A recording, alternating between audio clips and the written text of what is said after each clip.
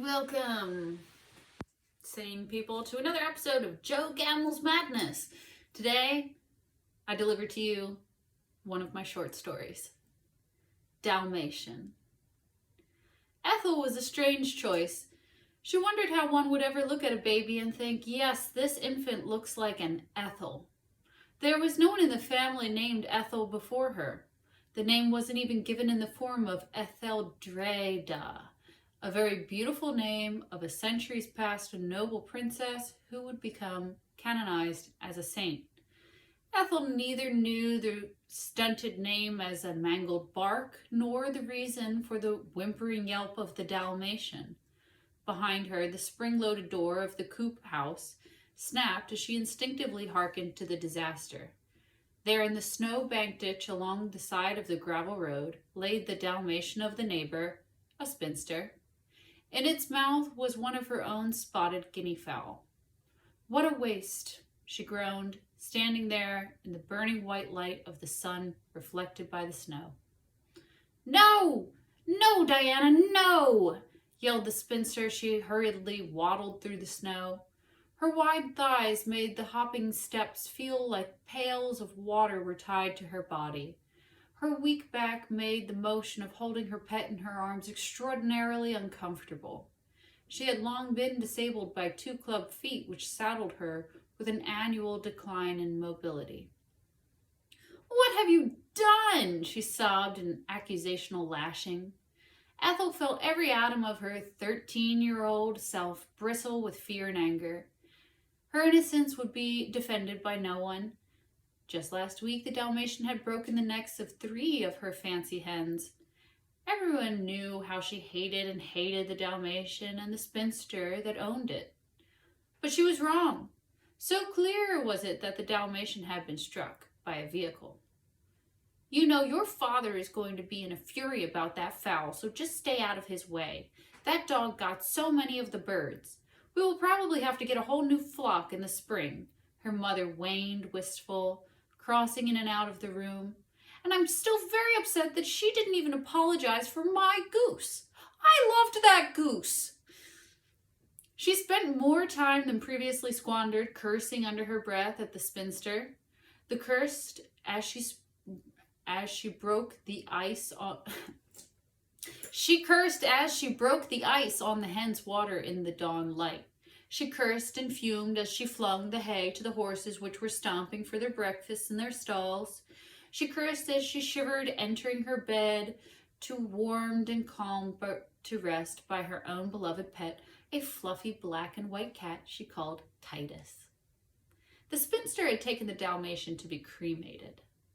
"A person with no family overvalues their pets, I suppose," her mother said at the breakfast table. "I thought it was a little sad that she always referred to herself and the dogs as we." Ethel pierced the cooled surface of her oatmeal as the winter sun spilled across the surface, turning the steam into the ribboning clouds of incense to be seen at Sunday Mass. She cursed the spinster there, too. In the graceful high one feels after the procession out of the church, Ethel spotted a dark shadow coming towards her in leaps. Immediately she thought it was a dog running in her direction. She blinked. The dog became dappled shadows beneath a holly tree. She turned her body, her head, away from the black and white dappled light, brilliant in that high light. But as she shuffled away beside her mother and father, her eyes stuck to it as they stuck to the sight of the spinster hobbling away with the corpse of the Dalmatian. When she re-entered the bedroom, Titus was curled on the heavy white comforter, his preferred napping place. She noticed chunks of white fur all over the floorboards. "Titus," she whined as she followed the fur trail to the shredded cuffs of her beautiful heirloom winter gloves, now a heap of yarn and matted mess. She felt not angry with sweet Titus, just sad to see a sentiment of her great aunt become waste. "Ashes to ashes," she whispered to herself as she scooped up the fur. Her mother said they would look for similar gloves to replace those, but Ethel was only interested in the preservation of artifacts, not store-bought pretense. Defeated and misunderstood, she took long, pitiful steps back to her room to slump into a pillow. Titus was not on the bed, as he had taken leave of his depressing human, bored with her woefulness. Dust to dust, she said, closing her eyes for one of those very necessary depression naps of the teenage years. The northern sun was just falling below the tree line at the expected early hour for mid-January. A bizarre and short dream befuddled her sleep. The icy cold of her room rattled the memory of it out of her head suddenly. That was a bad take. Can I do that again? A bizarre and short dream befuddled her sleep.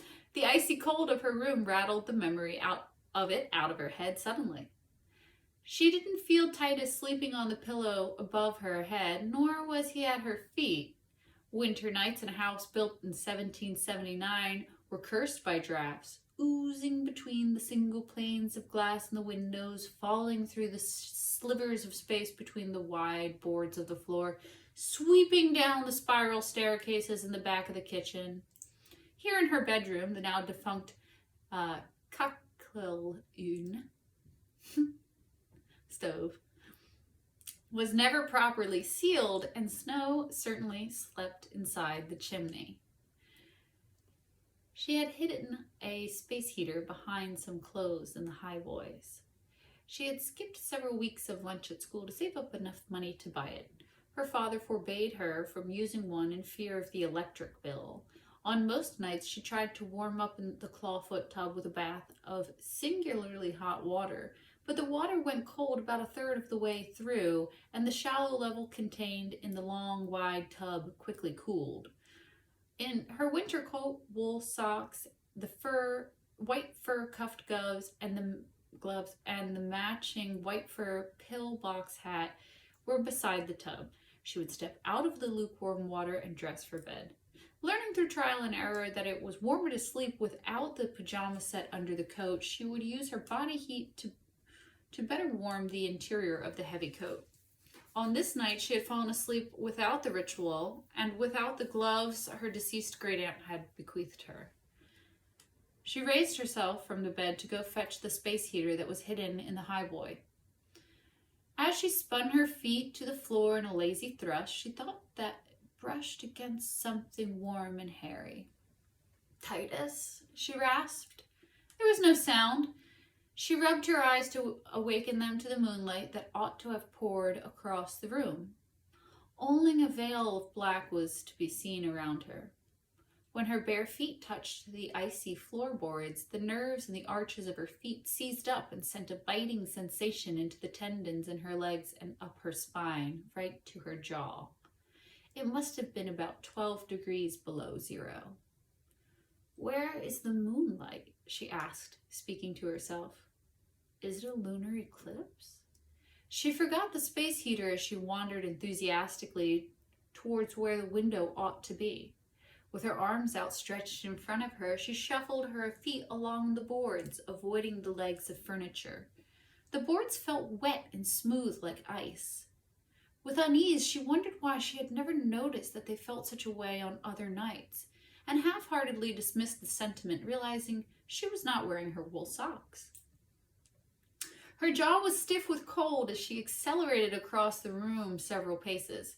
Her hands found nothing in front of her, nothing beside her. She moved faster, stepping heavily now, sure that she would have already reached the other side of the room where the window hung. The weirdness became frightening, and she paused to squat down and touch the floor in an effort to crawl. Her hand struck something on the way one strikes a thing too hard when lacking perception of depth. She had touched something warm and hairy. "Titus!" she screamed, not thinking of the rest of the household and how sound traveled through the thin horsehair plaster walls. "What the hell are you doing, you little..." her father screamed as he flung the door open. Titus came running into the room. Ethel was on all fours, on the floor, right next to her bed, with a drawn face like she had brushed up against evil. The morning frost on the window panes made the light refract into soft halos in the kitchen. Those familiar ribbons of steam rose from her mother's mug of black coffee as she handed the compost basket to Ethel. She was snow-blinded for a moment, but with the muscle memory of the years of farm chores, she walked confidently towards the far pasture where the pigs were held. The nipping wind made her eyes water, and the canals of her ears quickly became sore from the sensation of the cold wind whistling into them. The odd spell of the past night was buried beneath her sleep-deprived exhaustion and sense of duty and to the well-being of the animals. The rods and cones in the back of her retina started to adjust to the light. She perceived something black and white galloping through the snow directly towards her. She reached out her hand to the warm, hairy beast she called Petunia. The tall and haughty horse leaned over the white plank fence, gave a demanding whinny, and tried to yank the compost basket out of Ethel's hands. She gave the horse a carrot stump to stay on its good side, but wondered if horses know when you treat them to snacks out of love or when out of obligation. And did they even care how you felt about giving them a carrot stump anyway? It was a school morning, and she had an hour-long bus ride to the building that, if her father would only drive her, was just 15 minutes away. Naturally, he would have told her that it was a waste of gas and tax dollars if she had asked, so she saved her pride and held out to ask for more likely granted things, lest she be accused of being spoiled next. The sun set 30 minutes after the school bus dropped her off there at the farm, way out at the edge of the county. I can't wait till you get out of school so I don't have to drive these extra 20 minutes of the round just for you. Why can't you get a farmer's license and just drive yourself anyway? Asked the crotchety old woman who drove the bus, only just as Ethel began to descend the steps. She didn't stop. I'm 13. You can't get a driver's license until you're 14. Besides, my dad won't let me have a car until I move out, she mumbled defiantly, but only audibly to herself. It makes no sense anyway. How am I supposed to move out and get a car if I'm not allowed to miss any farm chores and I live in the middle of fucking nowhere where I can't get a fucking job to buy a car because I live in the middle of fucking nowhere?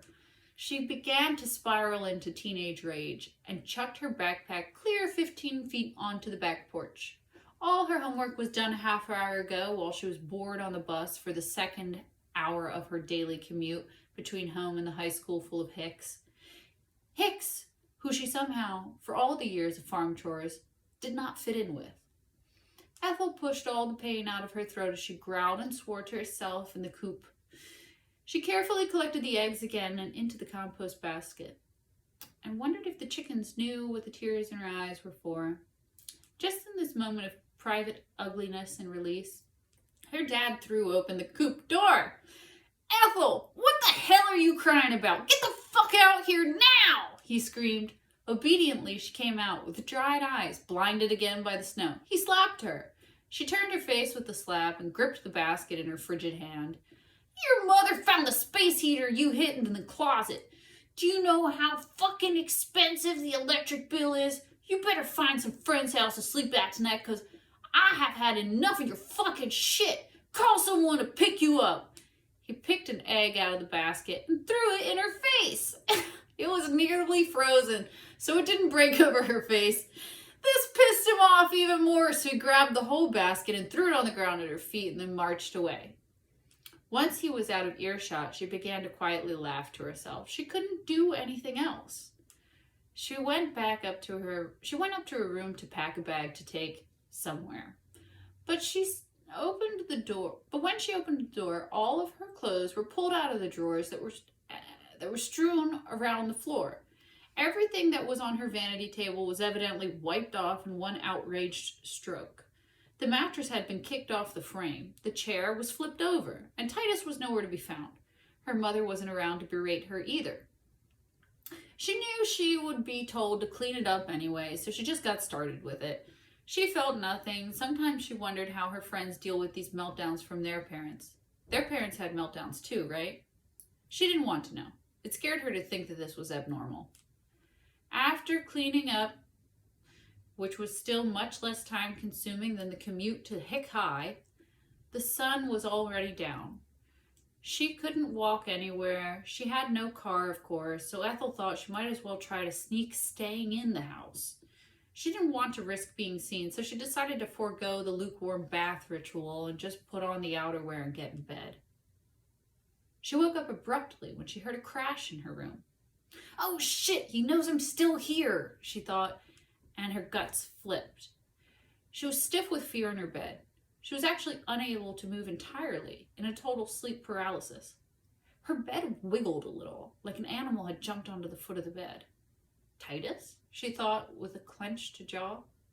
She felt paws move up along both sides of her body. They seemed too heavy for a cat.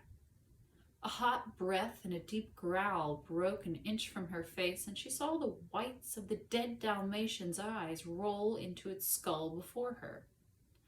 Her horrified moan crescendoed into a shriek. Her father threw open the door to her room, blinding her with white light from the hall. There was no dog at all. The following morning, her mother woke her up abruptly by throwing on the light and belting a gruff, "Get up!" She obeyed immediately as usual, figuring it was time to feed the animals. Then a minute later, she realized she might still be getting thrown out of the house. She figured the animals needed her anyway. In the kitchen, her mother's hazelnut coffee creamer worked like a burning frankincense at mass, clearing the air of all personal vendettas, making space for mercy and pardons. "I've got bad news. Something got Titus last night. He's in a plastic bag on the porch. Your dad's going to bury him now."